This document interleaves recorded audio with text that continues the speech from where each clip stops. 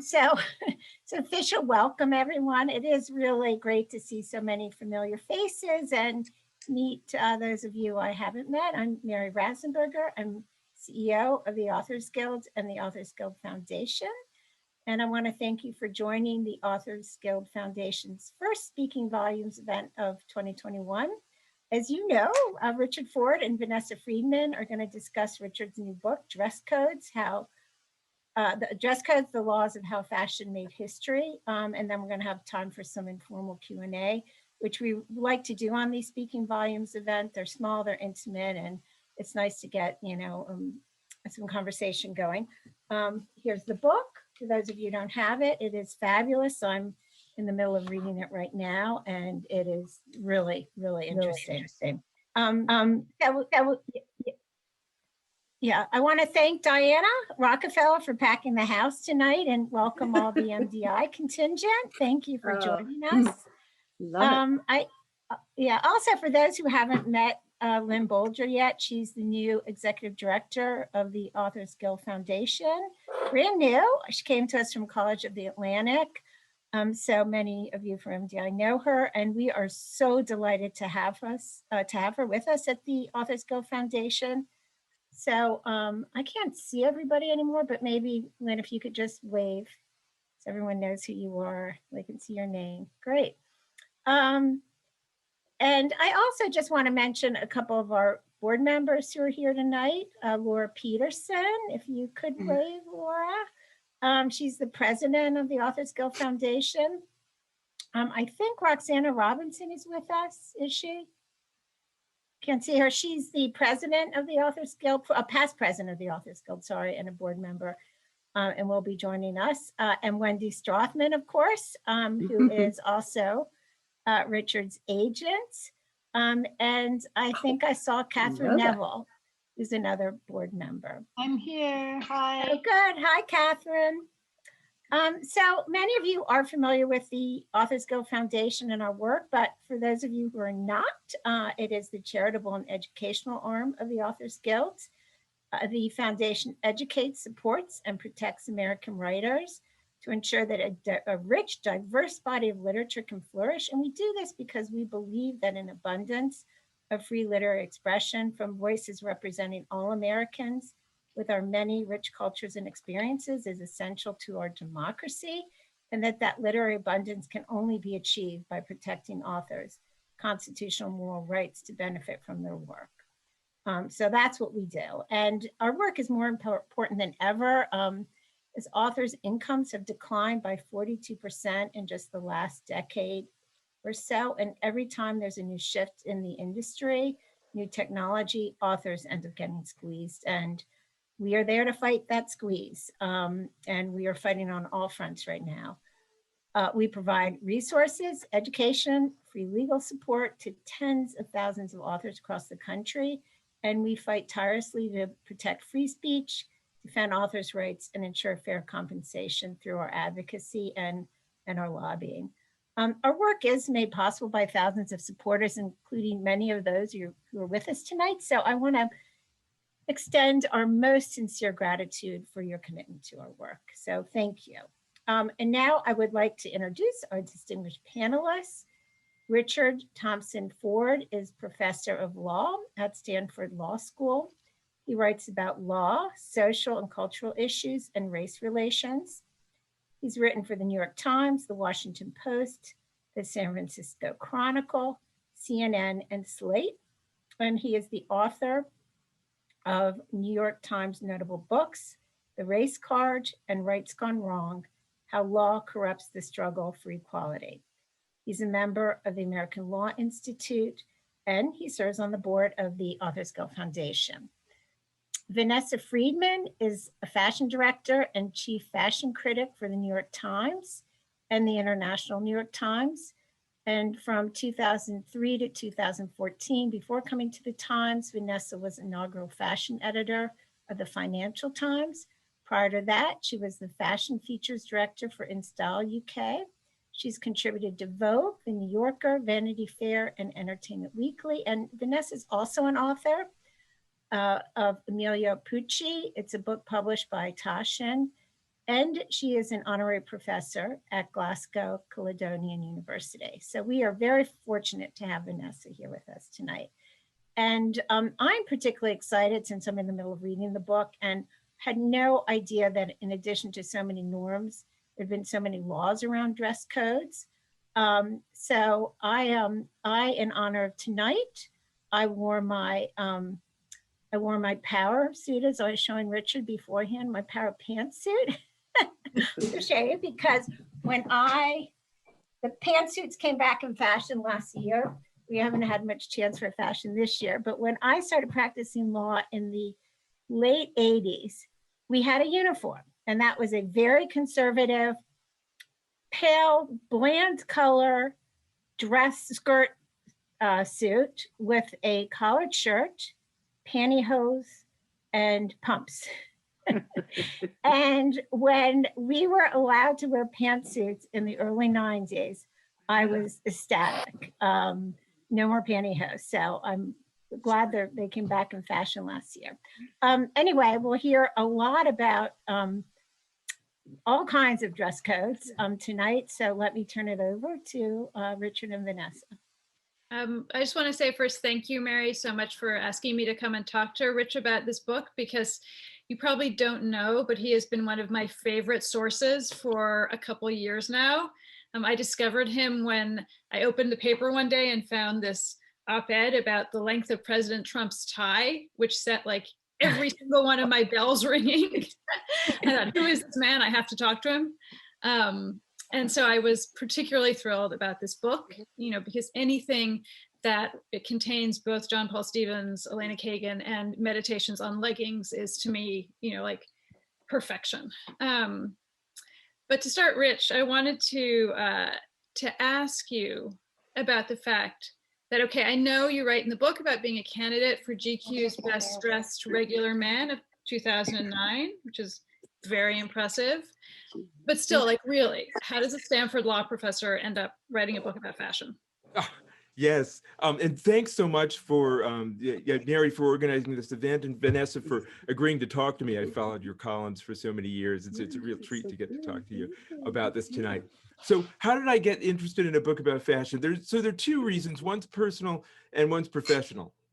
The professional one is that I teach civil rights and employment discrimination, and there are a lot of legal disputes about dress codes. So as I taught these disputes, I always thought something was missing from the legal analysis. They would tend to say, in fact, some judges would actually say, well, fashion, of course, is trivial, but if it's related to discrimination or if it's related to some political statement, then maybe it rises to the level of, legal, something that's legally cognizable. And I always thought that was wrong. Now, and it seemed that they missed a lot of what the litigants really cared about in these cases, both the people imposing the dress code and the people who resisted it. But the personal reason was, one, I like fashion. I'm kind of a clothes horse and spend way too much of my disposable income on clothes. But also I got this interest in fashion, apart from my father, who was a college professor, university administrator. He was also a civil rights activist, but he trained, among other things, as a tailor at a time when at Black colleges, people would train and learn a trade as well as a profession in case racial barriers kept them from pursuing the profession. Now, he pursued his profession to great success, but the tailoring stuck with him. And so he cared about clothing, he cared about the quality of clothing, but he also had an acute sense of why it mattered to dress in a professional manner, in an elegant manner. It was something that he cared about personally, but also was a way of navigating the world as a Black man in environments that where very few Black people were present at the time. And so that stuck with me as making it something important and worthy of study. It's interesting that you mentioned the sort of issue of triviality of dress, particularly in regards to judges, because I don't know how your own experience is, but for me, I'm like endlessly getting these questions that are essentially like, hey, what's a smart girl like you doing in a job like that?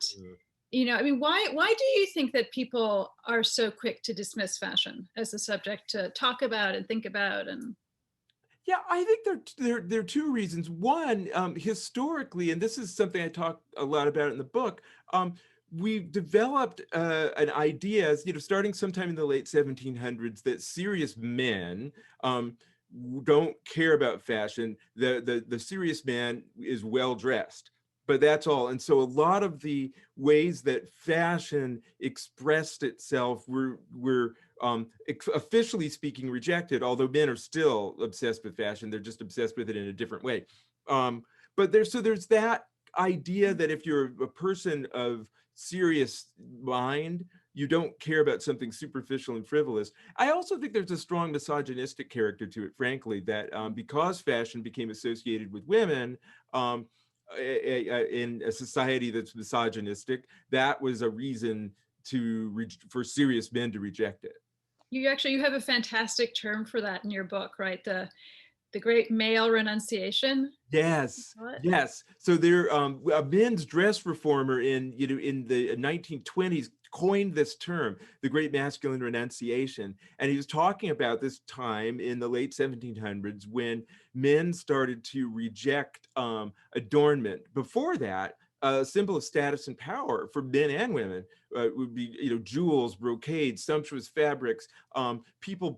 Men brought makeup kits into the field of battle, and had powdered wigs and all of this. But right, and high heels, right? Like they were, yeah. Yes, yeah, absolutely. High heels. Louis XIV and his big red high heels. They're kind of the prototype for Christian Louboutin, right? But this was a male fashion, a masculine fashion at the time. But that changed in the Great Masculine Renunciation, and you got, a kind of a subtle critique of I think a lot of this has to do with squeamishness about the body. And so, serious and moral people, virtuous people, don't care about their bodies, and they're not vain, and they would reject that kind of display in favor of something that's sober and practical. And the three-piece suit that developed out of the clothing that emerged at that time, sober and practical. Right. Well, and it has pockets, right? Like that was like one of my favorite sort of things that the feminists, the early feminists were arguing for. It was like, we must have pockets. With pockets on our clothing. Right. Because it evolved out of this functional clothing, hunting clothing, or something along these lines. Yes. Now, one of the things that I thought is interesting is another great writer about dress and history that I admire, Anne Hollander, has a theory that like the male suit evolved to actually like idealize the male body, to make it look as much as possible like essentially Greek statuary, right? Like smooth everything out and like create the silhouette. Yes. I was heavily influenced by Anne Hollander. I loved the book Sex and Suits.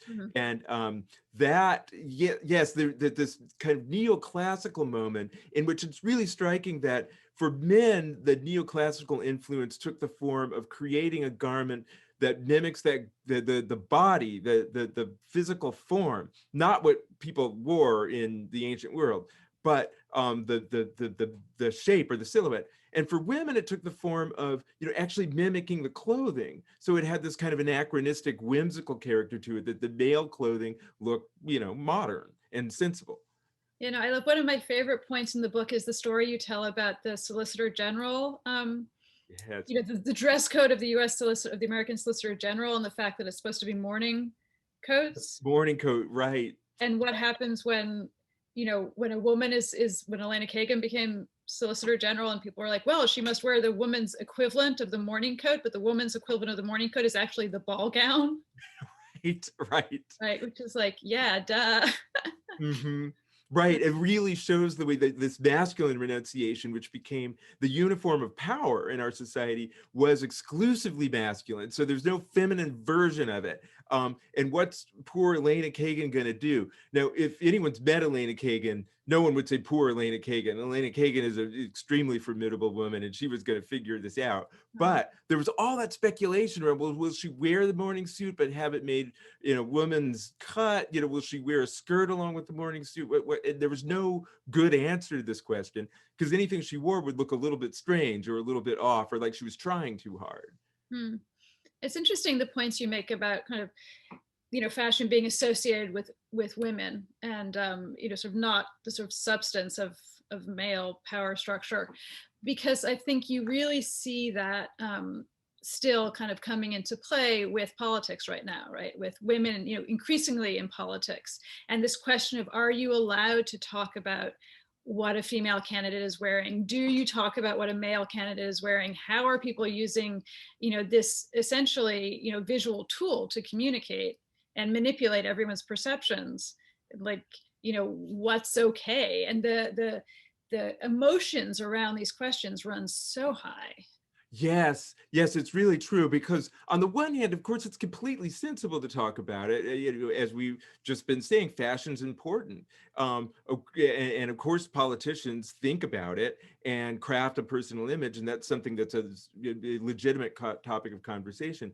But you've got this concern, particularly when it's women, that, well, you wouldn't be talking about how a man looked.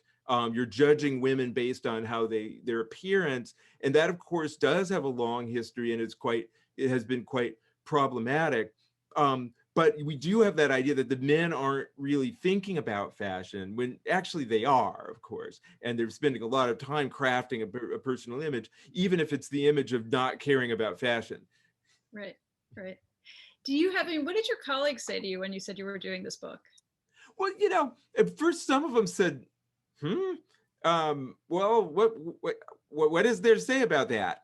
And what does that have to do with law? Others thought, others got it and said right away, oh, that's interesting. I can't wait to see what you come up with. But there was a real sense of, I don't know how this is going to work out.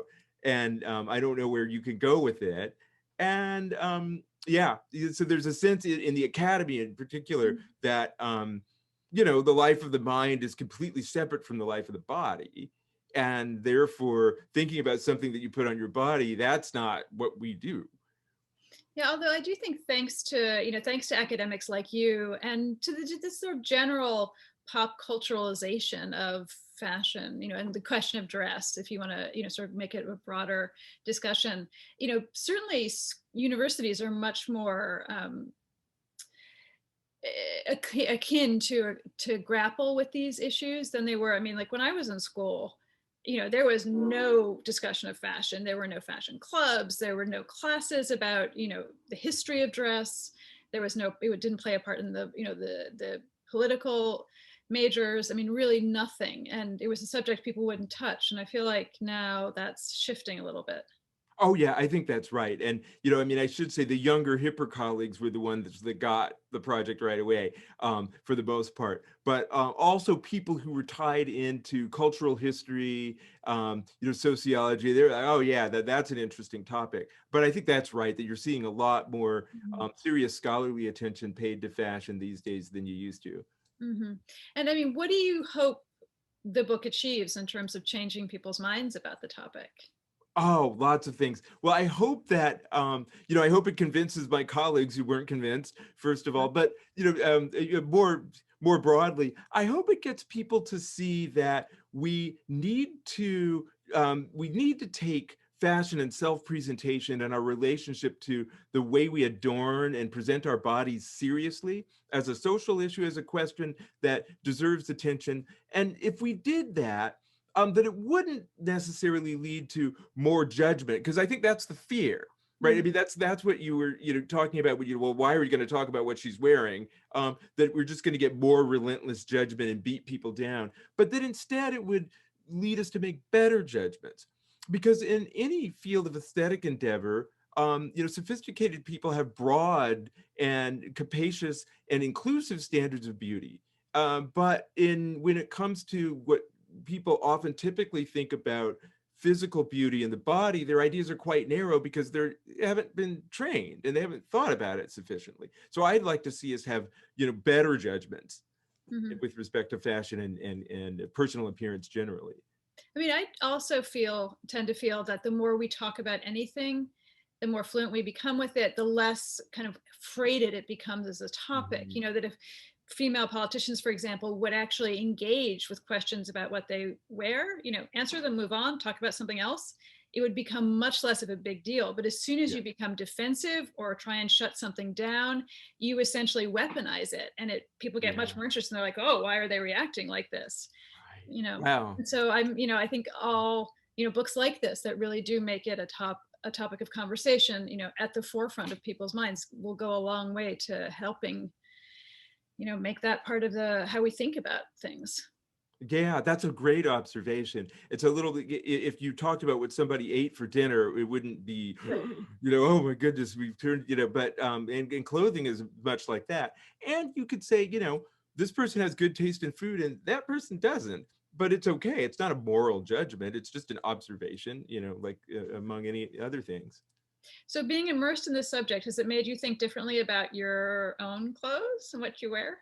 Oh, yes. And, unfortunately, one of the things is now I'm much more self-conscious about it because I think, I've written this whole book about how important it is. I've got to think it through. But no, seriously, I think it has made me more aware of the choices that I made kind of at a gut level before. I knew what I liked and I had a sense of what would look right for a particular occasion, but I didn't really have a sense of why. And that's a way that you can make mistakes if you aren't thinking through, the whole question well. And so, yeah, I think I've become a little more self-aware and sophisticated about it, I hope. So give me an example of a mistake that you could make. Oh, okay, well, I'll give you an example of one I did make. So a few years ago when I was on a different book tour, so I've been invited to two book events. One's at Google and one is at a legal law firm in Philadelphia. So for the Philadelphia talk, I show up and I wear something that's kind of a lot like this. It's an open collar shirt, what I thought was a nice suit, kind of a more trim cut because it was Italian and I like Italian tailoring. And I walk in the door, every man in the room is wearing a, navy blue sack suit with a tie and polished Oxfords or brogues. I'm the only one there in anything different. Totally out of place. Now, so that's number one. I go back to California and I'm going to give a talk at Google. I wear the same outfit. Everyone in the room is wearing a hoodie or an ironic t-shirt or something like that. And here I am as the only, kind of uptight square in a suit. Now, each time I put the outfit on and thought, yeah, this looks right for a book talk. But what I hadn't thought through was, I know better. I know what Philadelphia is like. I should have thought it through. And the same with Google. And so that's, those were two missteps. One of the things I was amazed at reading the book is how, the sweep of it, you start in the 14th century and you literally come up to the summer. Right. And the sort of social justice protests of the summer. How did you keep it so current? Oh, well, the part about Black Lives Matter in the summer, I added at the last minute. We were kind of about to go to press and I had written this section on racial justice struggles, and I thought, well, I can't not talk about Black Lives Matter. And in fact, I think I have you to thank because you'd just done an article about the fashion of Black Lives Matter. Right, and I interviewed you. Yes, and I looked and I thought, I've got to get something about this into the book. I can't publish this book and not do it. So I fought the editors to let me add it at the last minute. Well, I think one of the most extraordinary or provocative and really fascinating parts of the book is when you say dress codes are the 21st century's Jim Crow laws. I think something like that. Oh, that's interesting. Yes, well, I think, there's one set of questions about racial justice issues and the way that during the 20th century, race and self-presentation were so freighted and so regulated by informal norms. And, that goes back to the 1740s when there were laws that prohibited African Americans from dressing above their condition and would, and imposed penalties and had very elaborate rules around it. But all the way through the 20th century, there was lots of social regulation around how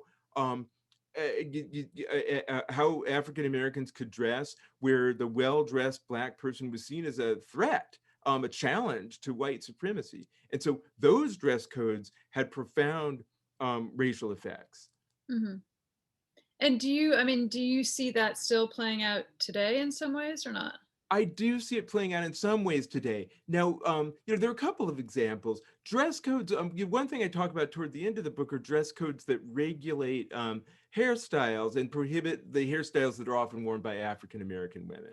And, I mean, that's a place where doing this research actually changed my mind, because the first time I confronted those studying as a civil rights lawyer, I said, well, that's a problem. I don't agree with it, but it doesn't rise to the level of a civil rights violation. But now looking back at it and looking at the importance of self-presentation in the racial justice struggle, the Black is Beautiful movement, and in particular, the intersections of race and sex and the way those standards of beauty affected Black women, I think it is a civil rights issue. And it's something that is such a profound insult to dignity to have rules like that, that they really ought to be understood as unjust. Did writing the book change your mind about anything else? I'm sure, yes. And, the biggest revelation probably I had in terms of contemporary issues with the book was just how relentless the judgment of women's attire is and how dual-edged. And so, and the history of that is quite striking. And but even in the contemporary environment, the way women are expected to be beautiful and decorative, but also modest. And if they're too beautiful and decorative, then they're to blame for, seducing men or being, temptresses or distracting men. And it goes all the way through something like high school dress codes where, young girls are, their attire is regulated because they might be a distraction to the boys if they wear yoga pants or something like that. My daughter lives in yoga pants. I hope that, she doesn't grow up with that kind of baggage around what she wears, but that the gendered aspects of it were, sometimes breathtaking to see. Yeah, I mean, it's actually, we're about to, I think, confront that in a huge way with the current, administration in Washington, right? Because we have, this absolutely like pioneering, new female vice president, first vice president of color, or female vice president of color, first so many ways. And I think, she is under this microscope now, right? In terms of how she conducts herself in every way, both good and bad, both as a role model for, girls and women everywhere, and as a lightning rod. So, what do you think is going to happen? Oh, yes. I mean, we already see it with the controversy over the Vogue magazine cover. And I do expect that we're going to see a lot of that. And it'll be weaponized, of course, by her political enemies. Any misstep she makes with fashion will have things read into it in terms of her character. I think that it will continue to be quite fraught for people on all sides because, of course, as the first African-American woman holding such a high political office, it's natural that other African-American women and other African-Americans and women, regardless of race, will see her as, will relate to her, and they'll see her struggles as their own. And so the judgments that are made about her will be taken, personally as well as politically. Kamala Harris seems very savvy, and I think she'll manage to navigate these things as well as anyone could. But a lot of this is can't win. I mean, that's the thing that I keep seeing in terms of gendered attire, that there's some ways in which you can't win. You're, either you're too uptight or you're too relaxed. You're, you're frumpy or you're too sexy. If you had to give her any advice, what would you say? Other than don't let the bastards grind you down, I'd say, I don't know that I could offer her advice in terms of the way she presents herself. She's so good at it. But I think that the attention to attire as a symbol of power, that matters. And, if I had one piece of advice, it would be that is part of statecraft. And it's something that deserves to be taken very seriously. Yeah, I think, what we've seen of her approach so far is pretty interesting, because she does seem like, as a rule, to dress, in very kind of so somber, like nondescript, non-particularly attention-getting, plain black or navy blue or something, suits. It's pretty basic and standard. And the truth is, like, there isn't a whole lot to say about that, which is smart. She kind of takes it out of the equation. But then when you have these moments of kind of extreme, extreme political theater, like the inauguration, like her acceptance speech with Joe Biden, then she really does engage with image making as a platform. Yeah, yeah, absolutely. And I mean, ideally, in an ideal world, I'd love to see her be more adventurous. I think it would be a great thing if people in positions of power, women in particular, could feel comfortable with a greater range of fashion choices. That may be unrealistic as an expectation in today's world.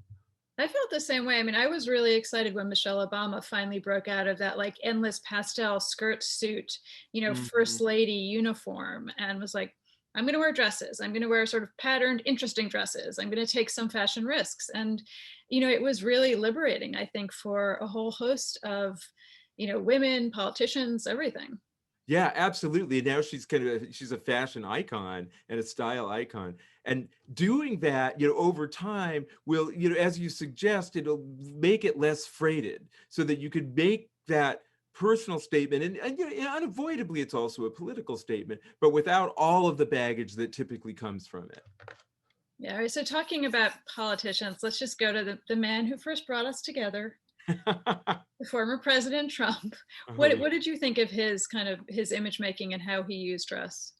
Oh yeah, I mean, there's something that was very literal about Trump's use of dress, and not just Trump, but the whole kind of Trump administration. There was a real like made for TV feel to it. So he had the power suit and the tie, and it had to be a big tie because he's the biggest man in the room. And Melania, she goes to Africa, she wears a pith helmet.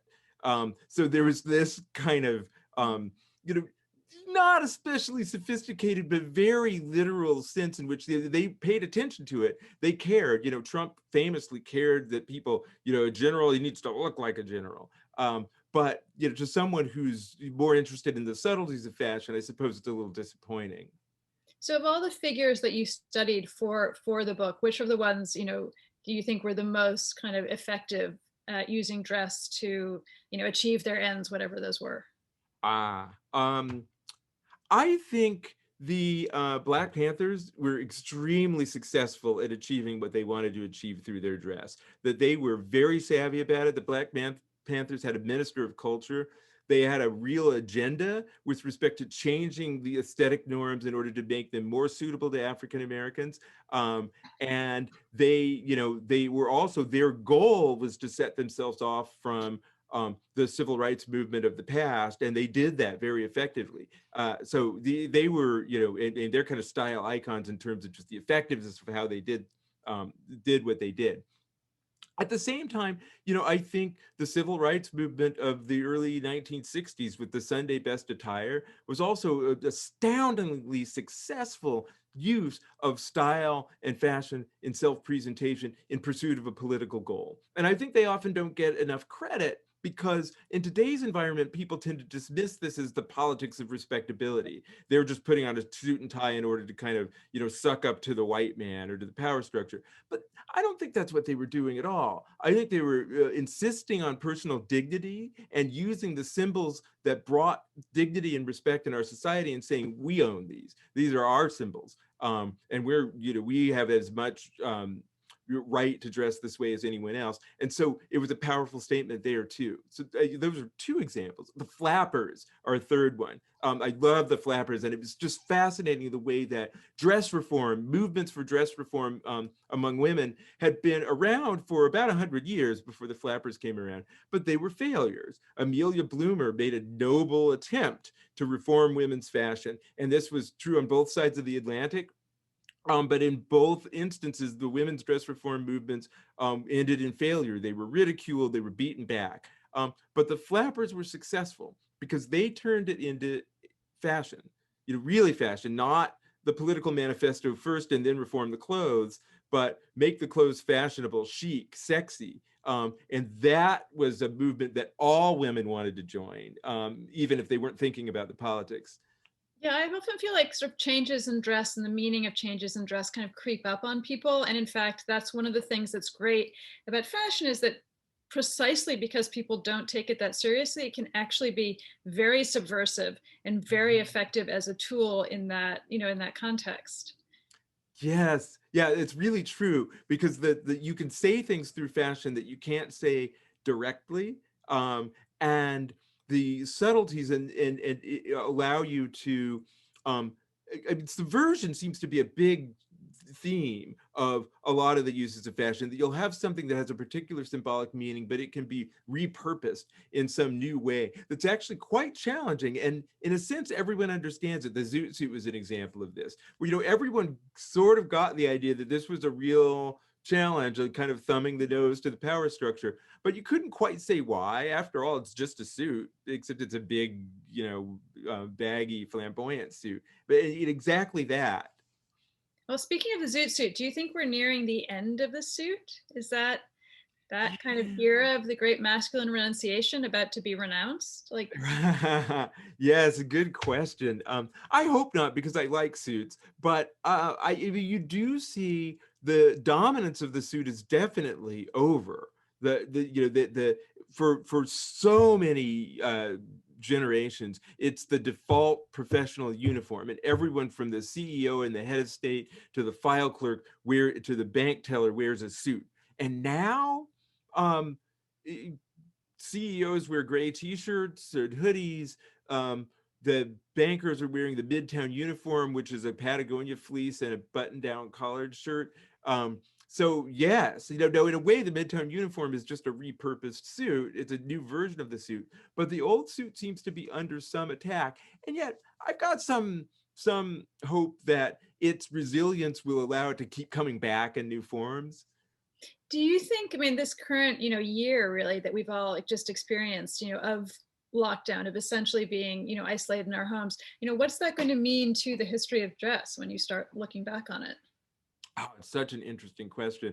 Um, if I had to predict, I think we'll see two kind of opposed trends. One would be lots more kind of casual wear and athleisure, because we've gotten used to the idea that, if you're on Zoom, it's kind of silly to put on a suit and tie, or you're not going to dress up too much. We all know you're in your living room on Zoom and the kids are running by in the background.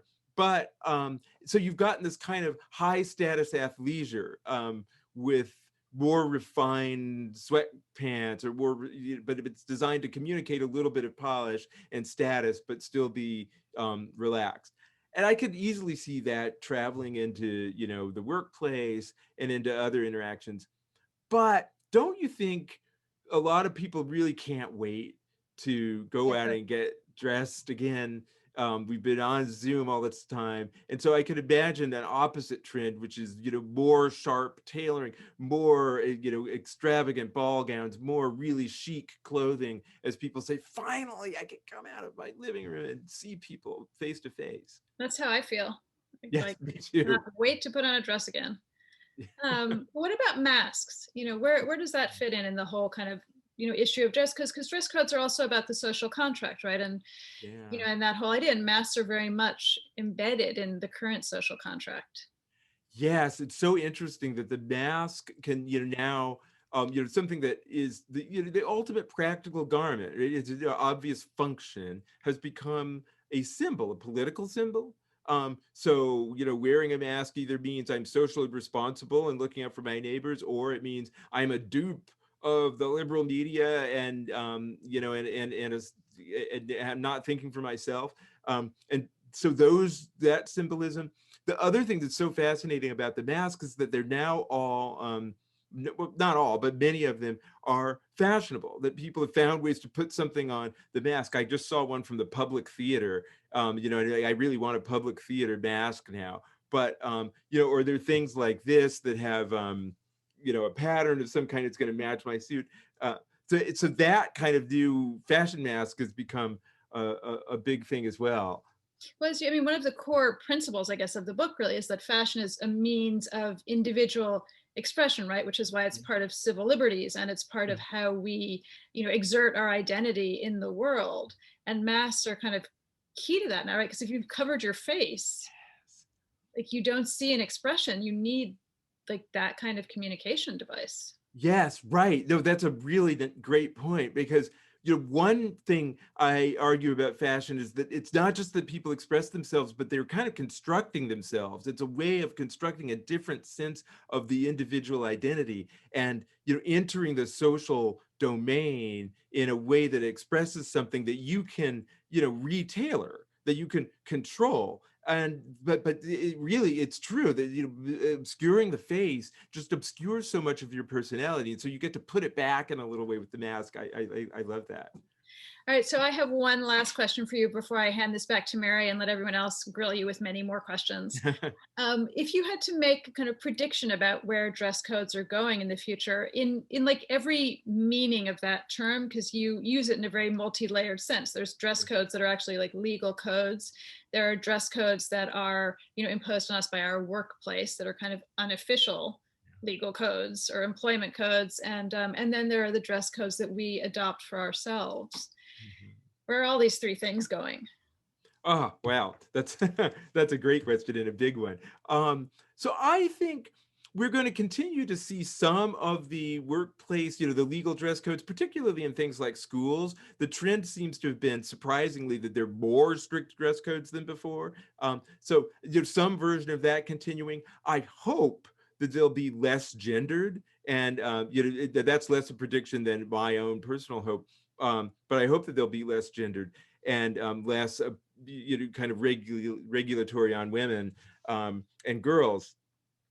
In terms of the dress code, the informal dress codes, I think we're going to continue to see a lot of that. That what you see as you get rid of the formal dress code and the rules, the informal one comes rushing in to fill the void. And it's really clear in places like the Silicon Valley where I'm sitting that there's no formal dress code, but boy, is there a lot of evaluation and a lot of assessment about what people wear. And so people are gravitating toward the same kinds of outfits because there's safety in numbers. If everyone's wearing a hoodie or an ironic t-shirt, then I can't be too far off base if I wear one too. You're certainly going to see a lot of that. And then there's the question of individual personality and assertion. And there, that the ideal that we have today of kind of authenticity, the notion that your dress should really reflect your true self rather than being contrived or imposed, I only see that getting more powerful. And so at the same time as everyone's kind of rushing to a norm, like we're all going to wear the Midtown uniform because otherwise I'll look out of place and maybe not seem professionally competent. At the same time, that clothing needs to somehow seem authentic, even if everyone else is wearing it too. I don't want to look like my clothing is too contrived. And so those are the three things I predict will happen. That's so interesting. There's like this tension between wanting to look like the group and also wanting to express yourself. Yeah. And I've got to say, I think the most dangerous dress code is the one that we have at the Times, which is appropriate dress. Yes. Right? Because who gets to define that? Right. Right. And that seems to be more the norm in professional environments. Goldman Sachs saying no dress code, but we all know what is and is not appropriate for the workplace. And if you don't know, it signals maybe you don't belong here. I agree. That's the most insidious dress code of all. Okay, well, listen, it has been a pleasure as always to get Absolutely. to talk to you. And now I'm going to let other people have a chance. When I was on Wall Street, they had what was called the hemline indicator, sort of tongue in cheek. Oh, right. And I have a hardcover of your book waiting for me at home, so I haven't read it yet. And that was sort of tongue in cheek, but everybody knew the idea was women's clothes get more revealing, the skirts get shorter when times are better and the market's doing better. Did you come across examples where clothing is treated in relation to what's going on with the economy, or not in that sense. I definitely heard that said. I couldn't find really any evidence of that relationship, but clothing certainly changed with respect to the economy in the sense that, in the broader sense that as the economy is better, there are different groups of people who can afford, high status clothing, and that changes the meaning of that clothing. So you see that, all the way back in the late Middle Ages, what's happening is the economy is improving so that the butcher or the butcher's wife can now wear a tiara because they're doing well, and that makes the queen upset. And then you get sumptuary laws to try to prevent this type of thing. And I do think you see that quite a lot in history, that changes in the economy that open up, that provide more income to different groups of people, lead them to, want the symbols of high status for themselves. Wow. Well, I want to thank you and Vanessa. This is just terrific, and I'm so excited to read the book. And you've gotten the most wonderful reviews. Thank you. Mary, maybe you're back on out of the bathtub. Oh, can you hear me now? Yes. Oh, much Okay. better. Okay, Yeah. I disconnected and reconnected. So anyone who wants to ask a question, just raise your hand. You can put it in the chat also. I'll I just say hi. Oh, Okay, good. go ahead, Diana. Oh, I just wanted to thank you so much, Rich. It's just wonderful to share the evening with you. And I'm just very proud to be co-chair with you of the DEIA committee, Diversity, Equity, Inclusion, and Accessibility. And my daughter Ariana has joined me for the evening. She is dressed beautifully. She is a fashion icon. She's been a fashion designer. I'm putting you on the spot if you have any questions. But yeah, I've just enjoyed the book so much, and my friends have too. I'm fascinated by the sumptuary laws particularly, and the use of jewelry, the prescriptions against it, the law, the commands, the legal requirement to wear it. That is particularly fascinating throughout the book. So we've talked about falconry, how some Right. that and I want to give you more information from the emperor. But do you see more that you could write about this? It's endless because Oh, human yeah. beings are endless. Do you, if you have a second edition, which I hope you do, what would you include? Oh, there's so much more I'd love to write about, and so much material that had to go on the editorial floor, so to speak, Yeah. as I wrote the book. I'd love to write about cultures and societies outside of Europe. I mean, really, the book is limited to, for much of its history, to Western Europe. Really Western Europe, and that there's a lot more I could write about just that. But I did research and found fascinating things about Eastern cultures, and that I could include, or that I would be a separate topic of conversation, though, of course, because there's so much cultural background that has to be brought to bear to do that. I could write an entire book about more on the gendered issues, and there's so much more to be said there, and I feel I barely scratched the surface. And of course, 10 years from now, there'll be new things to write about as well. Yeah. I hope you will. Thank you. Just a shout out to Ariana. She was featured in the New York Times just about 2 weeks ago. Congratulations. Congratulations. Ta-da. Hi. Where is she? Yeah, awesome. Hi, everyone. Congratulations on the book. It's amazing. Well, thank you so much. Oh, So Richard, I'll ask a question. I also was really fascinated by all the sumptuary laws. The fact that there were just so many rules about what you could wear, given what your position was, what your religion was, and that they changed so frequently. And the fact that people, that if you weren't of the royal class or aristocracy, you couldn't wear jewelry. People have been adorning themselves since the beginning of humankind. We find jewelry going back to some of the earliest people. So it just like, when I was reading, I was saying, how did they adorn themselves if they weren't allowed to wear anything but basically like the equivalent of today's, boring law firm clothing? Well, the laws, there's so many and they're so various that in almost every case, the laws allowed some forms of adornment. Now, the one of the exceptions might be during the period in the Italian Renaissance when there was a real moral prohibition against vanities. And then vanities were, roundly condemned by the church. Of course, there's the famous bonfire of the vanities where, paintings and books, but also jewelry and clothing were thrown onto the fires. Here's an example of the way people kind of got around this. There was one case involving prohibitions against certain types of adornment, and the person prosecuted said, this isn't, these aren't medallions, they're buttons.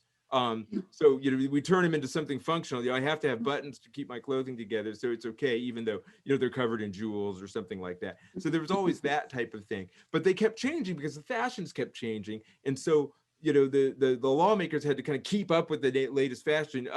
There's something new we didn't prohibit. Now we have to figure out where that falls in the social, hierarchy, and then pass some laws about it. Fascinating. Anybody else have a question, comment? I'm just curious if you looked at all into eyewear. I can't see a thing without glasses, and I've noticed this trend of, all kinds of much more freedom in terms of expression with eyeglasses. Oh yeah, that's interesting. I barely touched on that, although, sunglasses are one of the things that were clearly, had a lot of symbolic meaning at various periods in history. The counterculture, again, the Black Panthers with the dark sunglasses. And you can even see the way sunglasses played a role in Joe Biden's. I was going to say, the aviator glasses, Black Power, and then Joe Biden. There you go. Yeah. Right, or you go from Douglas MacArthur to Black Panthers to Joe Biden. But there's another thing I could write about in a subsequent book, because something really interesting has happened with eyewear, where it used to be black horn rims or wire rimmed glasses, a very practical thing, and now of course they're colors and all sorts of things. And I'm sure there's a story there that has to do both with technology. We've got new materials and we can make the glasses different, but also of course with glasses becoming one of those things that makes a statement, a personal statement, and therefore comes back to that idea of authenticity. You've got to wear glasses if you need glasses, and so it's very authentic. And yet, Le Corbusier's big dark glasses, that's a statement. That's not just any pair of glasses. Thank you. And I do notice now architects, often have those Corbusier glasses. Like Philip Johnson has the same pair of glasses. If you're an architect of a particular kind, you wear those, and that tells you what you need to know. You're that kind of architect. And I am Pei. I am Pei. There's another example. Yep. Michael had a question, maybe, or anyone else? Sure. Since politics were in the air, Richard and maybe Vanessa, I was thinking of the recent kerfluffle between Candace Owens and Harry Styles, or Candace Owens' attack on Harry Styles. And it relates to my experience a bit, because I work in a very traditional industry and I wear suits during the day, but I often wear sort of more creative ensembles in the evening, and I'm photographed at parties in those ensembles, and then my employers or the people I work with see them, and it creates interesting discussions in which a blouse or something with a floral print on it worn to an evening event sort of reaches a daytime setting and is a little shocking to people because it appears to somehow challenge gender conventions or whatever. I think that's just becoming more and more common, even with straight men, even with people who don't identify as queer. We see it with Jaden Smith wearing skirts. We see it with Harry Styles wearing Gucci and all of these other brands that engage with sort of gender play and historic play, sort of engaging with costume. So I was wondering how that figures in your thinking about contemporary dress norms. Yeah, that's a great question. And, in fact, Vanessa's writing on this inspired me a great deal in writing about it in the book, because you do start to see that this changing relationship to gendered clothing that began, or at one time you would have thought, well, that means the person is transgender, or there's a very, explicit statement. Now, it's not the case. It's just they have a different relationship with gendered attire. So we've taken something, it's got symbolic meaning, but the meaning's much more complicated. And I think that's terrific. And it's something that in a sense, it's almost inevitable that you would see that kind of evolution given the way the communicative logic of fashion works. But of course, the prohibitions, the wall between male and female gender was so powerful for so long that no one dared to do it. And it's only been in recent years that people feel a little more comfortable, to experimenting in that way. I mean, I think it sort of touches on something that you talk about in the book, Rich, which is this connection that's very deeply intertwined in the West, and less so in the East, between gender and sexuality, and how clothing just, conveys both those things. That, there is an assumption in the West that they are the same. So, if you're a man dressing like a woman, that says something about, your sexual identity. And in fact, those things are separate. And I think now we're seeing that come into play more, where, individuals of whatever gender identity and whatever sexual identity can separate those things, and they use clothes to play around with them differently. And that's something that happens in Japan a lot, for example, but it really hasn't happened here before. And I guess we're catching up. Yeah. Right. That's really interesting. There was a tiny moment in the 60s, the Peacock Revolution, where you saw a little bit of that, but then it just got kind of cut off at the knees. Yeah. Right. Mick Jagger. Thank you. Right. Yeah, there you go. Yes. We're back and trying to make things more lively again. Yes. Yeah. Blouses. Thank you. Right. Excellent. I predict we'll see more of that after the pandemic. I think that's another post-pandemic flourishing that we're likely to see. Yeah. Laura, did you have a question? I have a comment. Catherine Neville. Yeah, Catherine, hi. Okay, Mark Twain, one of my favorite authors, said, "Clothes make the man. Naked people have no influence whatsoever." Right. Yeah, that's one of my favorite quotes. I steal it and paraphrase it all the time. Yes. That's great. Yeah, I had one more question, but I didn't want to hog the space of somebody else who hasn't gone yet. It was about, there's another article of clothing right now that's heavily politicized, maybe like masks are, but is there some other article of clothing that if I put it on and I walk into a space, people will go, oh, okay, we know what you're all about? Well, MAGA hats. But that's a little, but there is something about, not, of course, if it says "Make America Great Again," we all know, but the trucker hat, the fact that that's a trucker hat and not a baseball hat and not a different kind of hat, I think that matters. That's a certain kind of statement in and of itself. And camouflage wear too.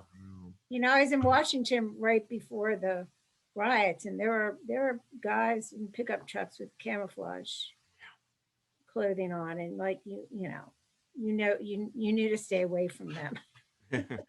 Right, and that's interesting. They're scary, yeah. They're scary, yeah. And so it's paramilitary now. When I was younger, camouflage was something that like the kind of punk kids wore. So it had totally different social meaning. But now, it's what you're saying. But I think that's also what's great about the book, and why everyone should read it, is because it really shows how clothing, the interpretation of clothing changes over time with context. Like it really is so much in the eye and the experience of the beholder. Yeah.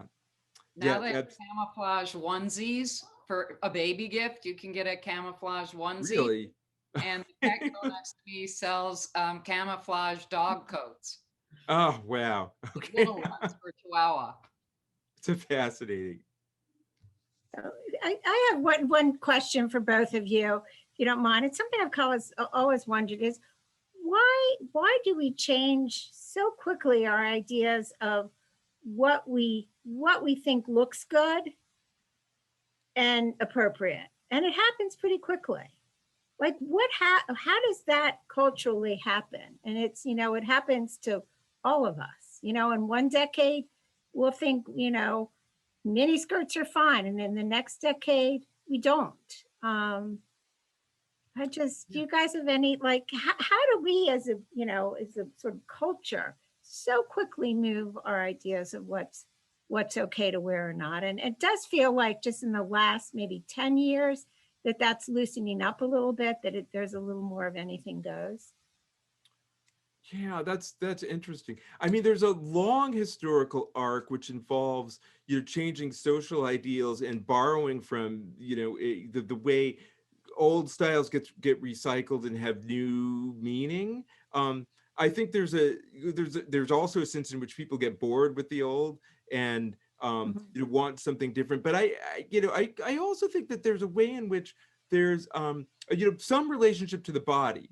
And so, the clothing reflects some kind of an ideal body type. And as that ideal body type, Vanessa and I were having the conversation about the suit and the way it reflected Greek, the ideal of the male body in Greek statuary.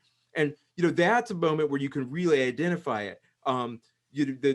The classical statues were rediscovered. They were brought to England.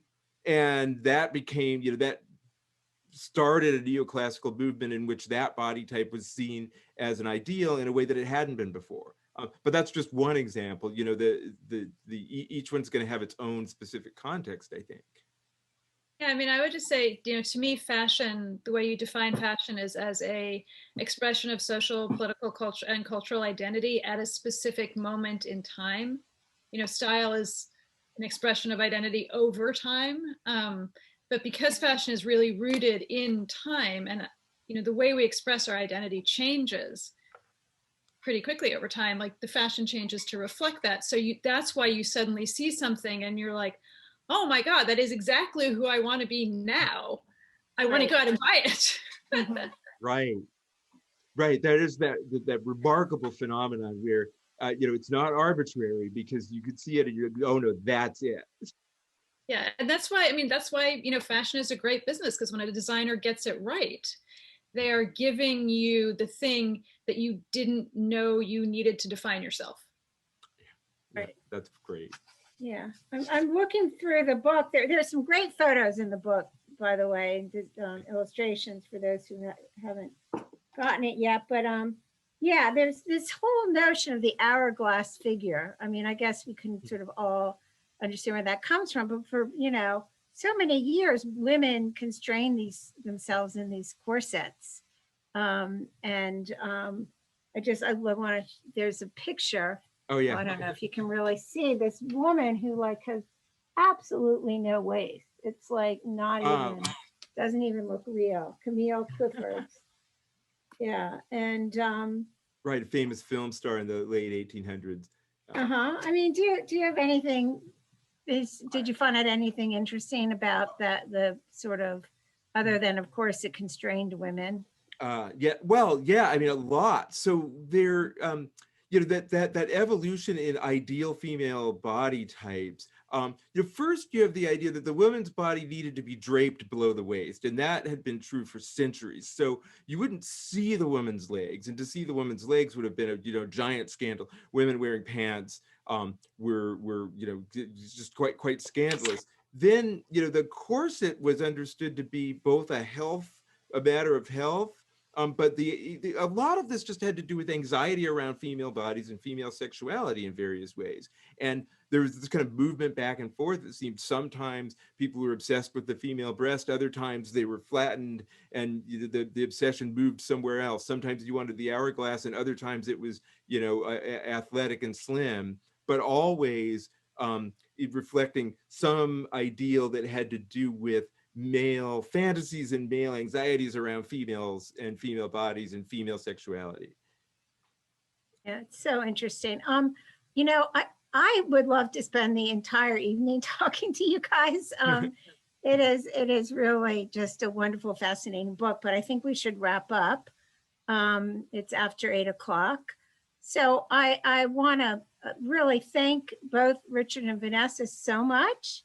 Yeah, thank you for joining us tonight. That's really was so interesting, and I recommend to everybody to get the book. I want to thank everybody for joining us tonight, and I just want to mention that, this is part of a series. Our next Speaking Volumes talk will be with Jonathan Taplin and Doug Preston on Tuesday, April 27th. And it's about John Taplin's new book, The Magic Year, Scenes from a Rock and Roll Life. John was the tour manager for Bob Dylan and the band in the 60s. And he's got cameos with Janis Joplin, Jimi Hendrix, Eric Clapton, Martin Scorsese. It's a really fun rock memoir and work of cultural criticism. And he also makes a convincing case for art's power to deliver us from passionless detachment, as he calls it, and rekindle our humanism. So that's April 27th. Our gala, online gala, virtual gala is on May 18th. Some more information will be coming about that. We've got Ibram Kendi and several other authors that will be part of that. So it's great to see everybody, and thanks so much for joining tonight. Thank you. Thank you, Richard. Thank you, Vanessa. Thank you. Thanks everyone. Been for coming. absolutely Thank you so much, wonderful. Vanessa. Good night. Chris. The You real guys- party. Uh, Definitely a party. Good night. All right. Good night. Bye, everyone. Thanks so much. Thank you. Mm, Really fun. It was. Yeah. Mm. I know what I'm doing this evening. I'm reading the rest of the book. I really love it, Richard. I'm really having fun with it. Oh, I want you all to come to my house, sit in front of my fire. Ah, I love that. Okay, good night. Thank you. Good Great night. to see Bye-bye. the main ladies. So glad you could join. Bye-bye.